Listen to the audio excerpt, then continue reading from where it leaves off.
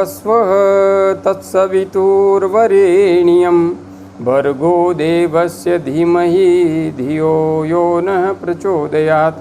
उस प्राण स्वरूप दुखनाशक सुख स्वरूप श्रेष्ठ तेजस्वी पापनाशक देव स्वरूप परमात्मा को हम अपनी अंतरात्मा में धारण करें। वह परमात्मा हमारी बुद्धि को सतमार्ग की ओर प्रेरित करे। भाइयों बहनों, जय श्री राम, जय गुरुदेव, जय माँ आदिशक्ति। आप भाइयों बहनों की साधना से संबंधित जिज्ञासाओं का समाधान करते हुए मैं कुछ महत्वपूर्ण जिज्ञासाओं को सम्मिलित कर रहा हूँ।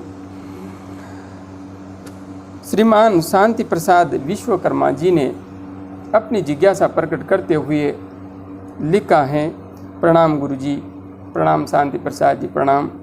मैं करीब 12 साल से मंत्र जप कर रहा हूँ और मैंने बापूजी आसाराम जी से दीक्षा ली है। मंत्र जप के समय मेरे सिर में भारी दबाव बनता है और दोनों कान पर भी दबाव आता है। करीब 1 सप्ताह से मेरे बाएं कान से सुनाई कम देने लगा है। जैसे नहाते समय कान में पानी चला जाता है वैसा हो रहा है। तो ये कोई बीमारी है या मंत्र जप से ऐसा हो रहा है? कृपया मार्गदर्शन करिए। श्रीमान शांति प्रसाद विश्वकर्मा जी, आपने दीक्षा ले रखी है और आप मंत्र जप कर रहे हैं। निश्चित रूप से जिस मंत्र का आप जप कर रहे हैं और जिस भी पद्धति से आज आप जुड़े हुए हैं उस पद्धति से आगे बढ़ते हुए आप निश्चित रूप से सत्य के मार्ग की ओर आगे बढ़ रहे हैं। आपने जो अपनी स्थिति प्रकट की है उसमें लिखा है, मंत्र जप के समय मेरे सिर में भारी दबाव बनता है। इसका अर्थ है प्राण ऊर्जा सुषुम्ना मार्ग से आपके सर तक उठने लगी है। हाँ, यहाँ पर यह भी हो सकता है, यदि आप प्राणायाम का अभ्यास नहीं करते होंगे ध्यान से पूर्व, तो प्राण ऊर्जा ईड़ा या पिंगला नाड़ी से भी सर तक पहुँच सकती है, इसमें भी कोई संशय नहीं है। और जब ऐसा होता है कि प्राण ऊर्जा ईड़ा या पिंगला नाड़ी से सर तक पहुंचने लगती है, उस स्थिति में सिर पर अत्यधिक दबाव और सिर दर्द आदि की समस्या साधकों को स्वाभाविक रूप से होती है और इसके परिणाम स्वरूप कई समस्याएं भी घटित होती है। इसलिए आपको दबाव बन रहा है। यहाँ पर सही विधि से आगे बढ़ना नितांत आवश्यक है। हाँ, यह अवश्य है, आपका प्राण सक्रिय हो गया है, प्राण ऊर्जा सक्रिय हो गई है और दोनों कान पर भी दबाव आता है। करीब 1 सप्ताह से मेरे बाएं कान से सुनाई कम देने लगा है। बाएं कान से आपको कम सुनाई देने लगा है। स्पष्ट रूप से कहा जा सकता है कि आपके जो प्राण का प्रवाह है वह ईड़ा नाड़ी से अधिक हुआ है और इसके परिणाम स्वरूप आपके बाएं कान पर विशेष दबाव पड़ गया है। जैसे नहाते समय कान में पानी चला जाता है वैसा हो रहा है। तो यह कोई बीमारी है या मंत्र जप से ऐसा हो रहा है? यह कोई बीमारी नहीं है, यह मंत्र जप की वजह से ही हो रहा है। आपकी ऊर्जा संतुलित तरीके से मस्तिष्क में नहीं पहुंच रही है। यदि आप इसका संतुलन ठीक करेंगे तो निश्चित रूप से आपकी यह समस्या कुछ ही दिनों में समाप्त हो जाएगी। हाँ, आपके लिए यहाँ पर मेरा वीडियो सुषुम्ना नाड़ी में प्राण का प्रवाह कैसे करें, आज्ञा चक्र का जागरण कैसे करें, बस 2 वीडियो ही पर्याप्त हैं। दोनों वीडियोस को देख लीजिए और अपनी साधना विधि में जो मंत्र आप जप कर रहे हैं कोई समस्या नहीं है, करते रहिए। किंतु उस विधि में जो मैंने इन 2 वीडियोज़ में विधि बता रखी है उसे सम्मिलित कर लीजिए। और हाँ, यदि आप कर सकें तो एक माला गुरु मंत्र का जप करने से पूर्व गायत्री महामंत्र की भी अवश्य कीजिए। इससे आपको और अधिक तीव्र गति से अध्यात्म पथ पर आगे बढ़ने में मदद मिलेगी, बहुत अधिक सहायता मिलेगी। बस आप आगे बढ़ते रहिए। और हाँ, इन दोनों वीडियोस को देख करके उस विधि को अपनी साधना पद्धति में सम्मिलित कर लीजिए। आपकी संपूर्ण समस्या का निश्चित रूप से समाधान होगा। आगे बहन रश्मि रंजन जी ने अपनी जिज्ञासा प्रकट करते हुए लिखा है, प्रणाम गुरुदेव। प्रणाम बहन, प्रणाम। गुरुदेव, नाड़ी शोधन प्राणायाम में अंत कुंभक तो देर तक रहता है, पर बाह्य कुंभक उसकी तुलना में आधा समय के लिए ही हो पाता है।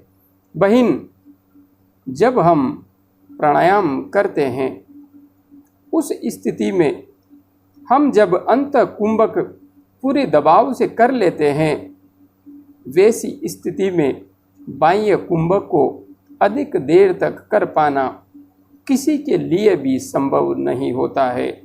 यदि आपको अंत कुंभक एवं बाह्य कुंभक दोनों में समान अवधि रखनी है तो आपको अंत कुंभक को पूर्ण दबाव से नहीं करना होगा। किंतु यहाँ पर मैं आपको एक बात कहूँगा, आप चाहें तो अंत कुंभक एवं बाह्य कुंभक का अलग अलग भी अभ्यास कर सकती हैं। जैसे कि आप साधना में बैठी तो आप पहले अंत कुंभक का अभ्यास कर लें। श्वास लें, श्वास को रोकें, श्वास धीरे धीरे ही लेनी है, फिर जितना रोक सके उतना रोकना है, फिर धीरे धीरे बाहर छोड़ देना है। और बाह्य कुंभक नहीं करें, फिर वापस श्वास अंदर भर ले और भरपूर अंत कुंभक करें। फिर आप अगली क्रिया करें, उसमें सिर्फ बाह्य कुंभक करें। श्वास लें और श्वास को तुरंत ही बाहर छोड़ दें और भरपूर बाह्य कुंभक करें। इस प्रकार से आप यदि बाह्य कुंभक का और अंत कुंभक का अभ्यास करेंगी तो निश्चित रूप से दोनों कुंभक बड़ी लंबी अवधि तक किए जा सकेंगे। किंतु हाँ, यदि आप अंत कुंभक बाह्य कुंभक दोनों साथ करती हैं तो उस स्थिति में आपको अंत कुंभक को पूर्ण दबाव से नहीं करना होगा। बस इस प्रकार से आप आगे बढ़ सकती हैं। बाकी सामान्य रूप से जितनी देर आप श्वास रोक सकती हैं उतनी देर रोकें, कोई भी समस्या नहीं है। इसमें विशेष चिंता करने की या उधेड़ बुन में पड़ने की कोई भी आवश्यकता नहीं है। आप आगे बढ़ती रहिए। आगे आपने लिखा है, ऐसा लगता है जैसे नाभि में ही प्राण वायु को सोख लिया गया हो। बहन, नाभि हमारी प्राण ऊर्जा का मूल केंद्र स्थान है, क्योंकि यह सौर चक्र है। यहीं से विशेष रूप से प्राणों का उत्सर्जन होता है हमारे शरीर में। इसे भौतिक शरीर का मस्तिष्क भी कहा जाता है। इसलिए नाभि हमारे स्थूल शरीर का सबसे मुख्य ऊर्जा केंद्र है।